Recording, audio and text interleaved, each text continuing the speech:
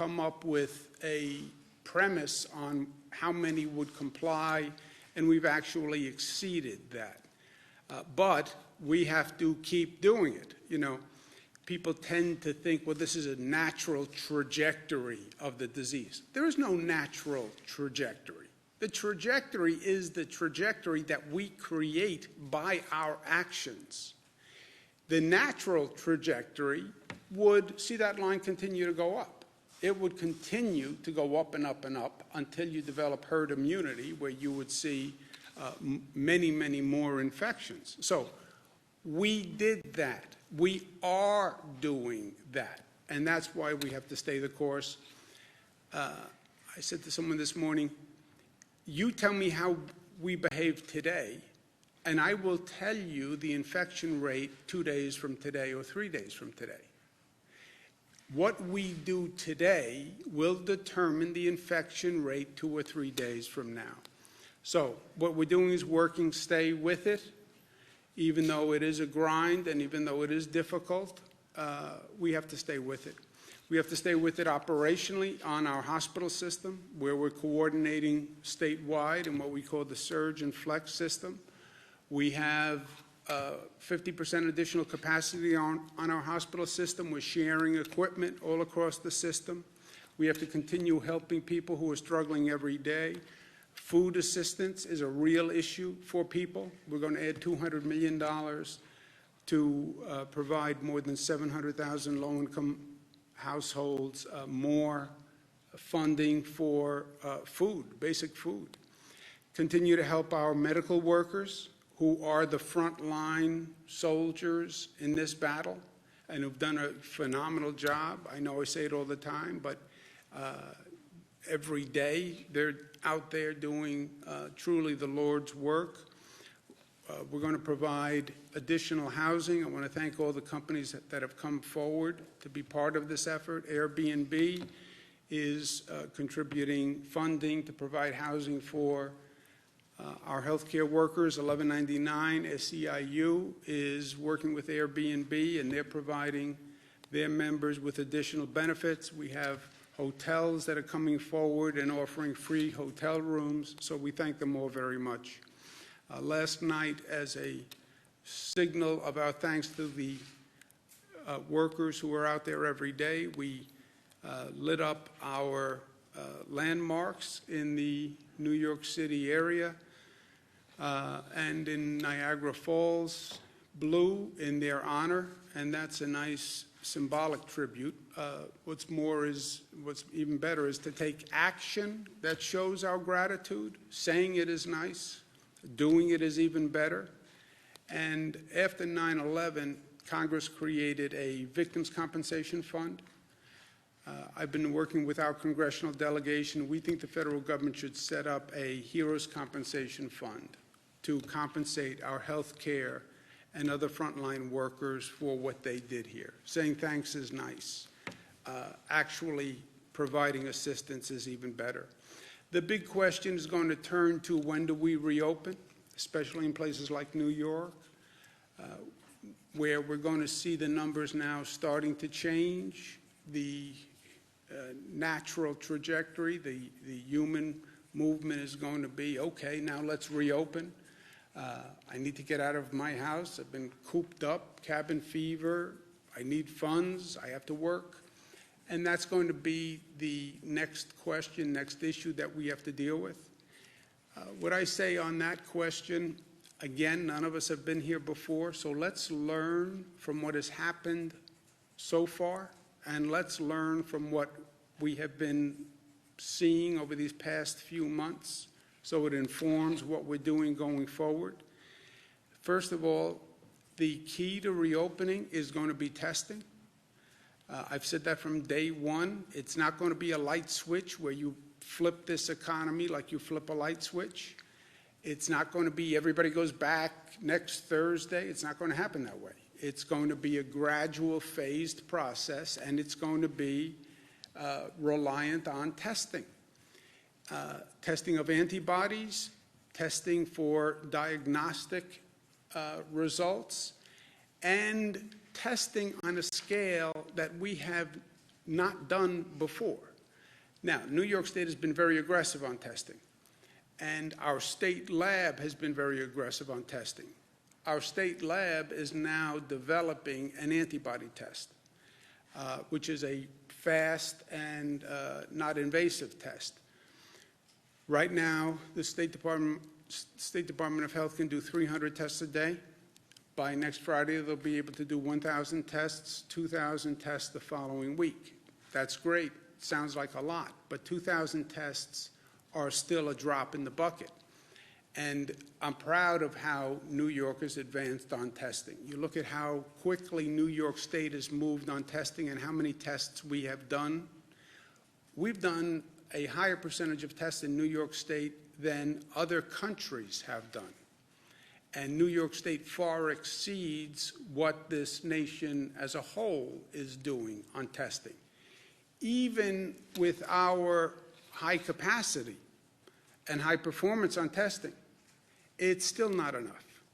It's not enough if you want to reopen on a meaningful scale and reopen quickly. So the testing front is going to be a challenge for us. Well, why can't New York just develop more tests and do more testing? How do we get New York State Department of Health to scale? That's an issue that we've been working on.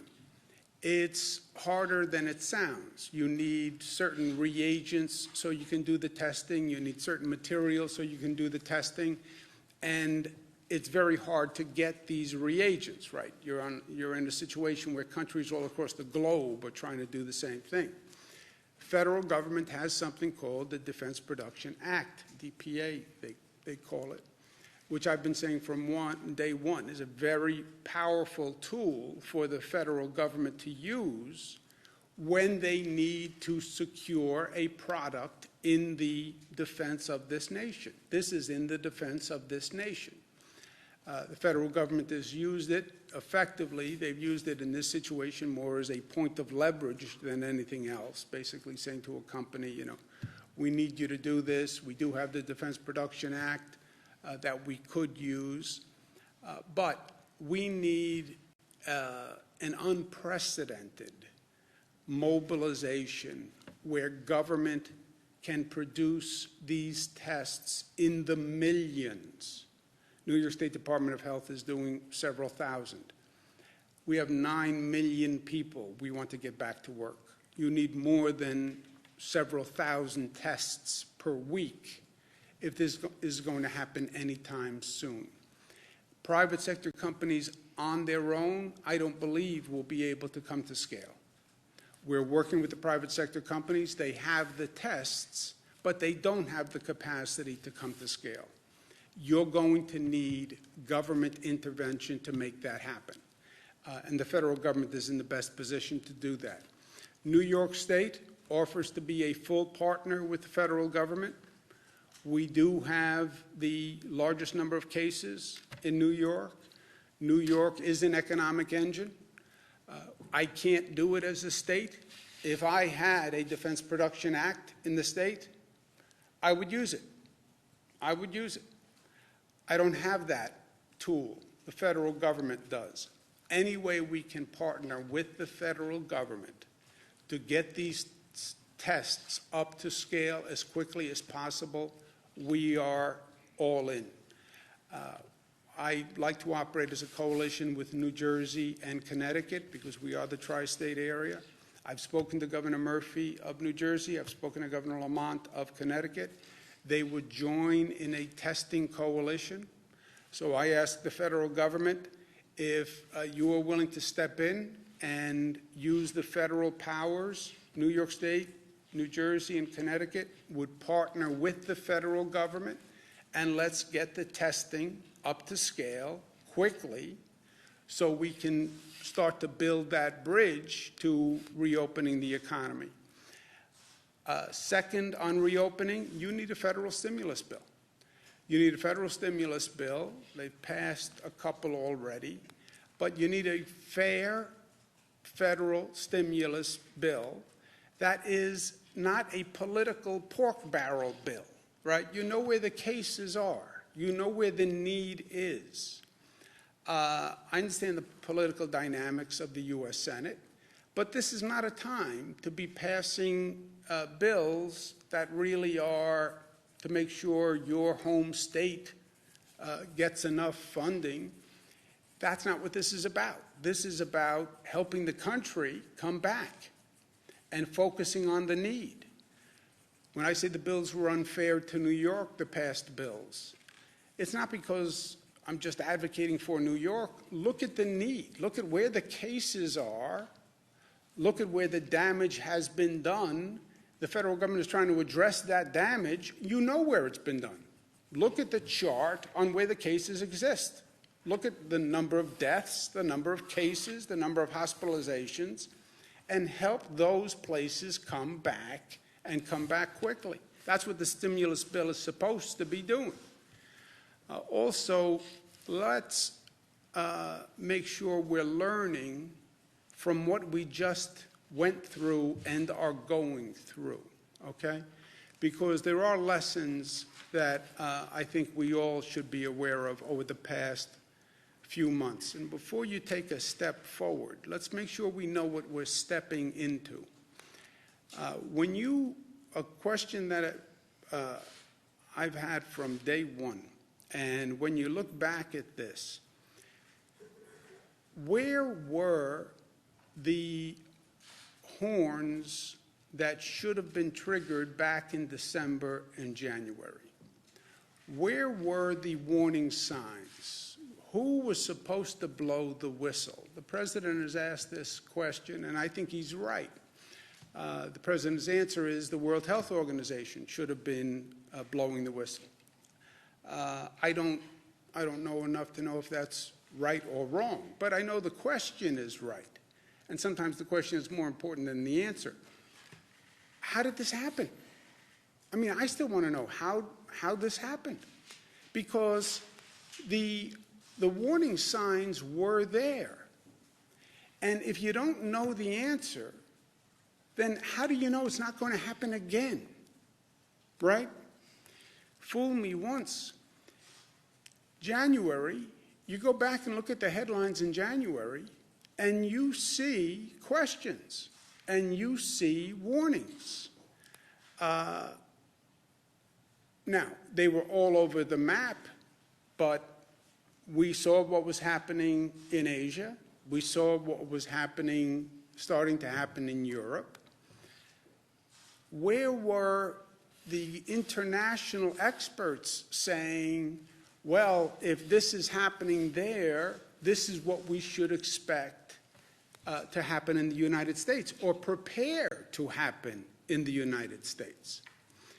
January, February, you still had sources in this country saying, basically, there's nothing to worry about. How did that happen? And did we really need to be in this situation where the United States winds up with a higher number of cases than the places that went before? We sat here and we watched China. China winds up having 84,000 cases. We wind up having 474,000 cases. I mean, how does that happen? We saw South Korea. They wind up with 10,000 cases. Italy, where we saw a collapse of the whole health system, winds up with 143,000 cases. I raise the question because the answer, again, is less important than the question. But before we move forward, let's make sure we're not repeating the same mistake that we made, right? George Santayana. Those who do not remember the past are condemned to repeat it. I don't want to repeat what we just repeated, what we just went through over this past month. So what are the relevant questions? Is there going to be a second wave? Let's look at the countries that have gone through this reopening process, and what can we learn from them, right? Well, we have to start to reopen. Let's look at what the other countries who have gone before us, what they did, what worked, and what didn't work. And when you take just a cursory review, you see caution signs. Hong Kong appeared to have the virus under control. They let its guard down. the virus came back. Hong Kong recorded the biggest rise in cases and a new wave of infections. Is that true? Could it happen here? Article yesterday, Italy has seen a bump in the number of cases. Before we take a step, make sure we are more informed and more aware than we were in the past. They're talking about a second wave for Singapore. You go back and you look at the 1918 flu epidemic. That was over 10 months. There was a first wave. There was a second wave. The second wave was worse than the first wave because the virus mutated. Third peak, and the whole experience was 10 months. Well, is there any extrapolation to where we are today? I don't know the answers. This is not what I do. It's not what a state does. But we know the questions, and we should have the questions answered before we take a step forward. Because, yes, no one has been here before. These are totally uncharted waters. But we do know that none of this is predetermined, and it is all a function of our actions. We are in total control of our destiny here. What we do will affect literally life and death for hundreds of people. So where do we go from here? Excuse me. First, keep doing what we're doing. Stay home, because that works. We are flattening the curve. We must continue to flatten the curve. We have to get testing to scale. That is an entirely new exercise. It's something we still haven't done well in this country. And we need both diagnostic testing and antibody testing. And we need millions and millions of them. And we need them in a matter of weeks, not months. We have to be more prepared as a nation. We should never go through this scramble that we went through with states competing against other states to buy masks from China. I mean, we should just never have been here in the first place, but certainly we should never be here again. And then let's make sure we study the waters ahead and proceed with caution before we set off on the next journey. And when we talk about reopening, let's study the data and let's look at what has happened around the world and let's make sure the best health minds in the country are giving us their best advice. How do we go forward? We stay New York tough. New York tough means more than just tough. It means discipline, means unified, means loving, and it means smart. And now is a time to be smart, and now more than ever. And that's what it means to be New York tough, and we are. Questions? Are hospitals currently being used to their fullest potential, and how long will they stay up and running? You should have stayed with it, Bernadette. You had it for a second. You had it for the first 10 seconds. It was all you. I'm sorry? Are temporary hospitals currently being used to their full potential, and how long will they stay up and running? The temporary hospitals are an overflow relief capacity valve. I showed you the projections, which all called for a multiple number of hospital beds than we have. We took our 53,000 beds, we raised it to 90,000 beds, and then we created, that still isn't enough by some of these projection models. We then created overflow facilities, Javits, several 200-bed overflow facilities, and knock Formica, we don't have to use them if the hospitalization rate stays low. They are being used to some extent. Javits is being used to some extent. The Comfort is being used to some extent. I've said to the hospitals a number of times, if you need relief, we have it.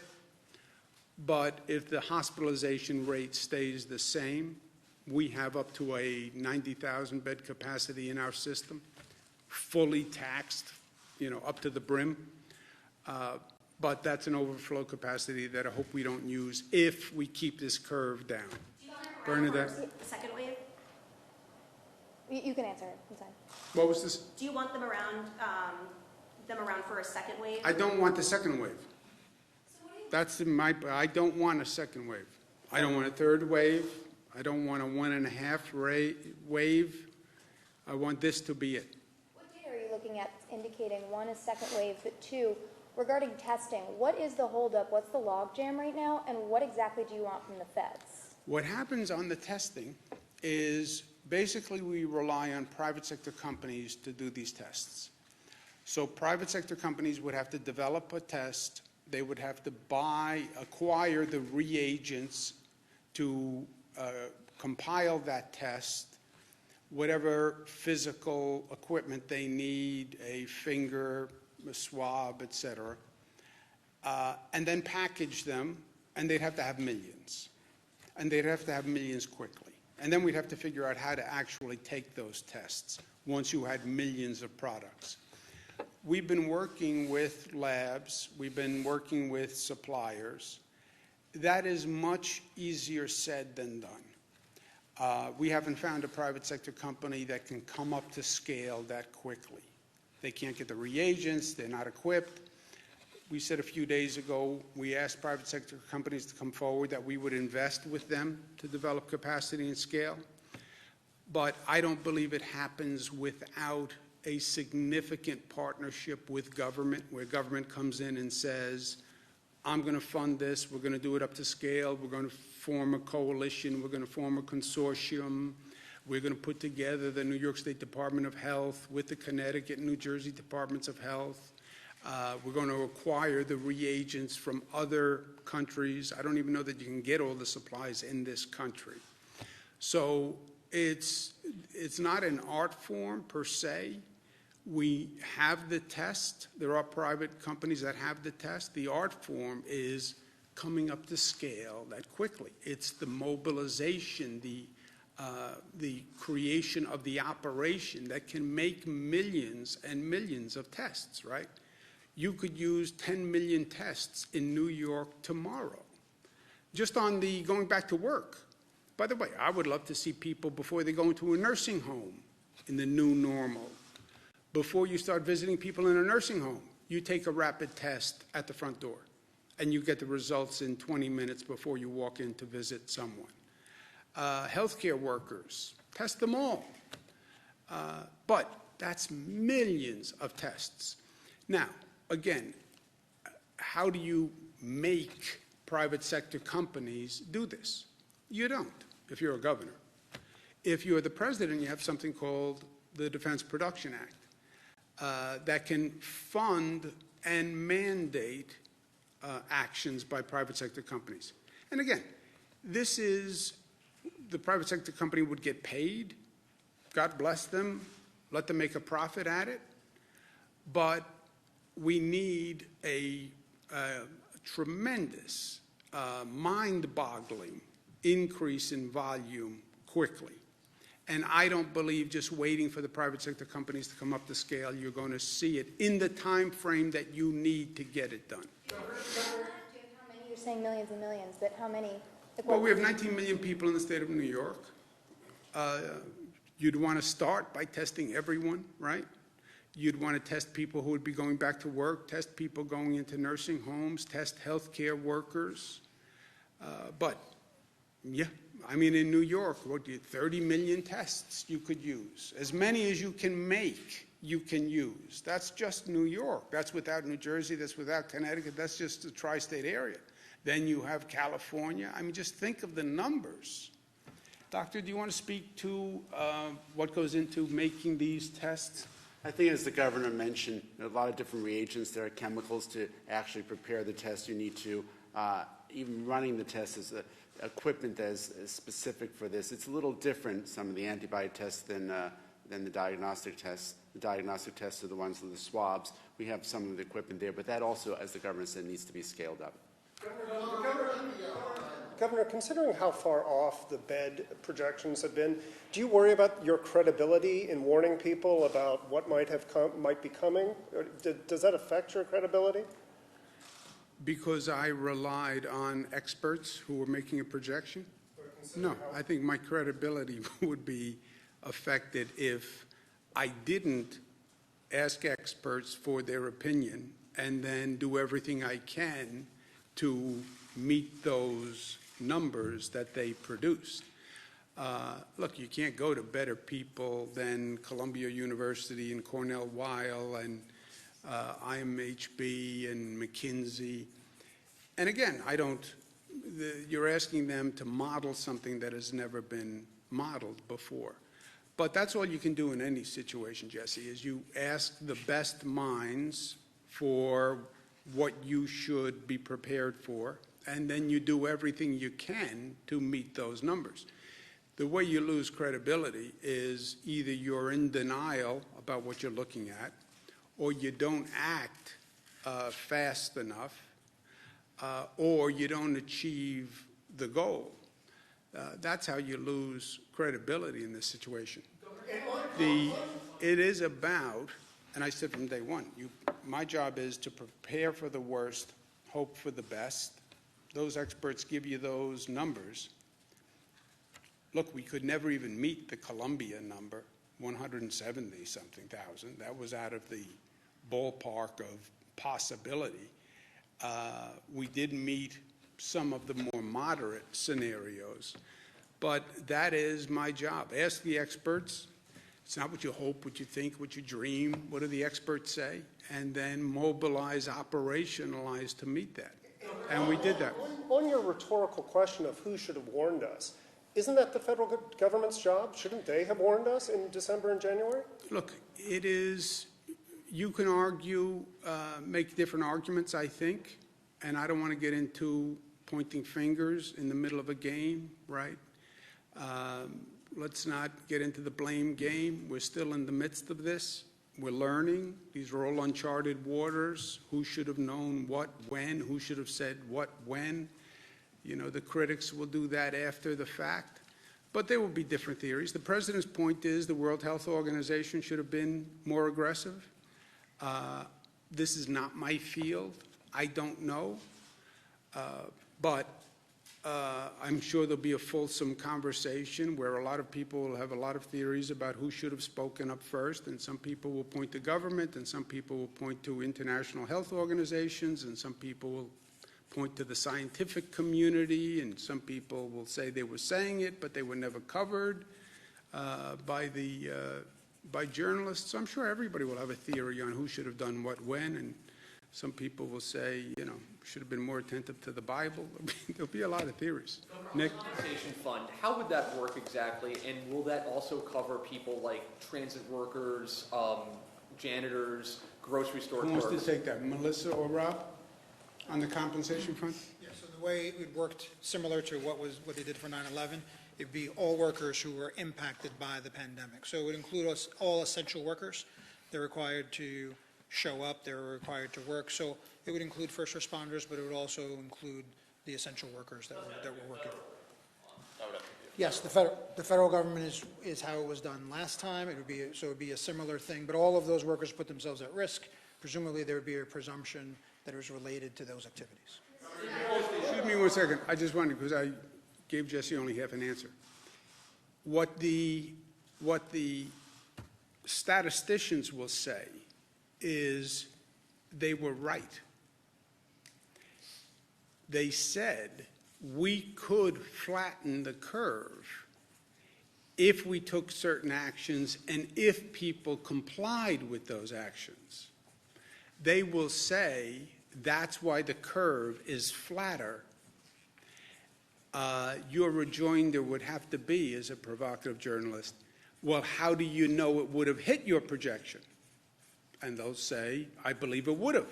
Had you not done the close down, the New York pause, had you not been so diligent on compliance, we believe the infection rate would have hit our model. And it did not hit our model because of the New York pause and the compliance, et cetera. That will be their point. They will say, their model always said, which it did, Jesse, if you can flatten the curve, if you put certain policies in place and people actually adhere to them. They did say that. You'll then be left with a question that is unanswerable. Well, if none of those policies were put in place, would you have hit those numbers? Nobody will ever know.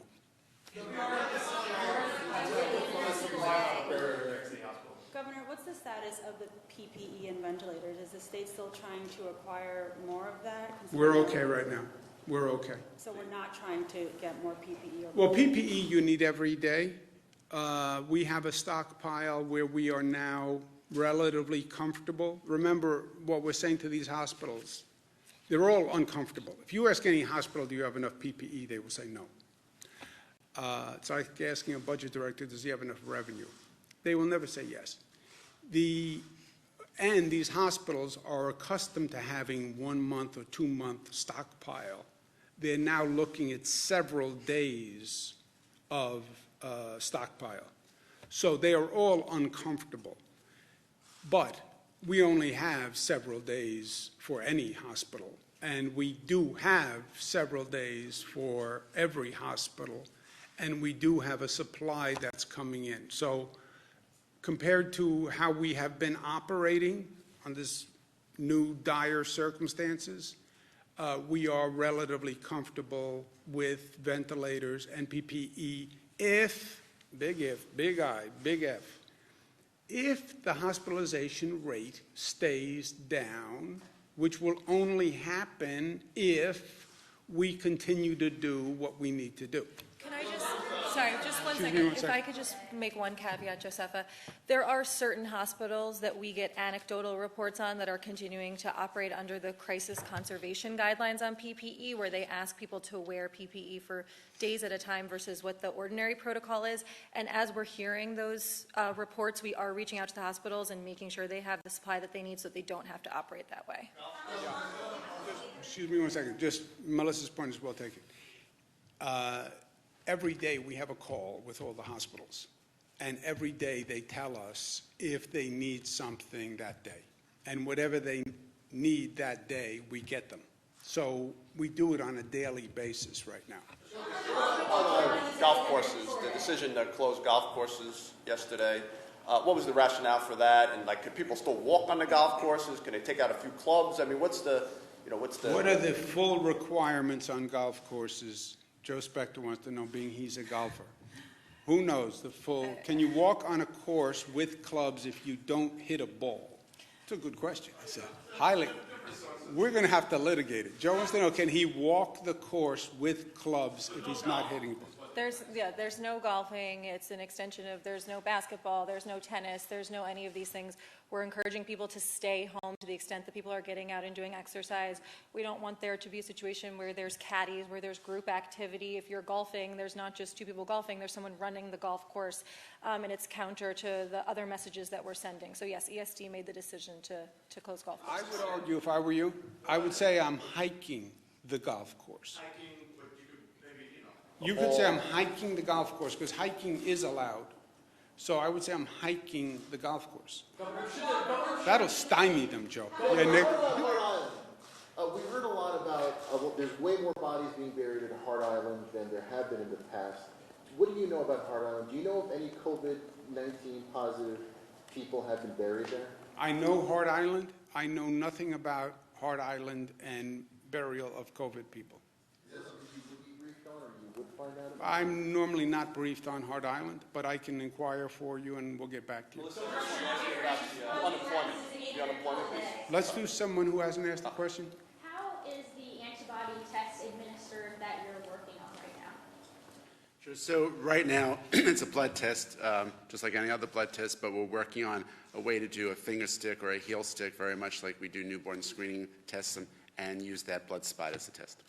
How much longer will New York be losing 800 people a day? And how many people does it look like we're going to be losing now? The projections suggest, well, first, we didn't lose 800 people today, right? 777. The healthcare, what they have done in healthcare in this state is amazing. And the numbers of loss are staggering. The numbers of lives they saved are also just staggering. They've saved tens of thousands of lives, right? We hope that we have seen the worst. We don't know because the infection rate is purely in our control. You tell me what New Yorkers do today. I will tell you what happens to the infection rate in 2 days and 3 days. And we are in control of how many people die. We are all in control of that. It is a consequence of the actions that we take. We will determine how many people live and die. Let's think of it that way. Also with that, I forgot to do something. We have a short video that we produced that Melissa can talk about on this stay-at-home message. For the last 6 weeks, we've done a number of social media campaigns to drive home the point that the personal decisions that we're all making today have a direct impact on the lives of other New Yorkers. And as an extension of the Who I Stay Home For campaign that we launched a few days ago, we asked New Yorkers to share with us personal private photos of how they're spending their time at home and let us see into their lives. And they were incredible. They show New York tough at its defining moment, and we wanted to share them with you. So there's a 1-minute short video that cuts them all together if you want to play that.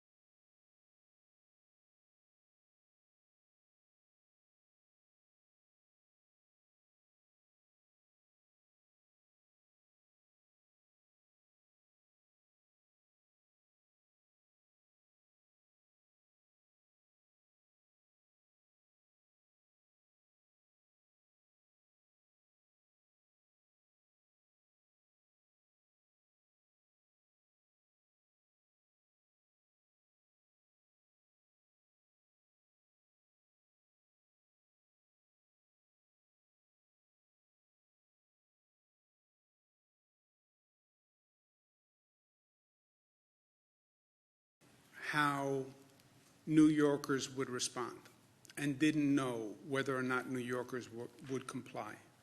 And they didn't know how unified New Yorkers can be and how responsible they can be and how caring they are and how they rally for one another. That's what they didn't know. And that's what they couldn't count in those models. They couldn't count the spirit of New Yorkers and the love of New Yorkers to step up and do the right thing. That's what they couldn't figure out on their computers. Let's take one more. Someone who didn't ask. What is the state doing for the minority groups who are the more affected for the COVID-19? I'm sorry, I didn't hear the question. What is the state doing for the minorities groups who are the more affected by the COVID? One of the positives I think we can find in all of this, and there are lessons to learn, there's no doubt, many, many lessons. But one, I don't think anyone is surprised that we have a higher incidence among the African American Latino community. Luckily, the disparity in this state is not nearly as bad as we see in other places in the country. But there's no doubt systemic racism in our society still, and there's systemic structural inequality in our healthcare system. We are going to do more testing in African American Latino communities. We opened more sites yesterday.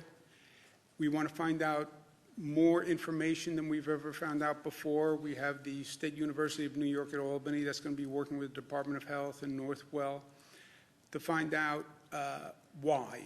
Why, first of all. They'll say, well, more comorbidities in the system. They'll say people had less access to health care. I also believe it's partially because you have more African Americans and Latinos in the public sector workforce. More of them were essential workers. They had to go to work. They didn't have the luxury of staying home, frankly. They didn't have the luxury of going to their second home. They didn't have the luxury of going to stay with their sister in some other place. They had to go drive the bus, and they had to drive the train. And they had to go to the hospital because they're the healthcare workers. So let's understand it, let's learn about it, but then let's fix it. Let's fix it. And let's use this as a moment to understand the injustice and remedy it. Thank you very much. I'll talk to you tomorrow. Say again? Should pay raises for statewide elected officials be frozen? Good, it's up and running this morning. Freezing the salaries for state workers now, and we'll see how the budget goes. We've done about 6,000 calls so far this morning, and the new system is up and running. Also, Melissa, on unemployment, will Google, how much are you guys paying Google to? We can get you that information. Also,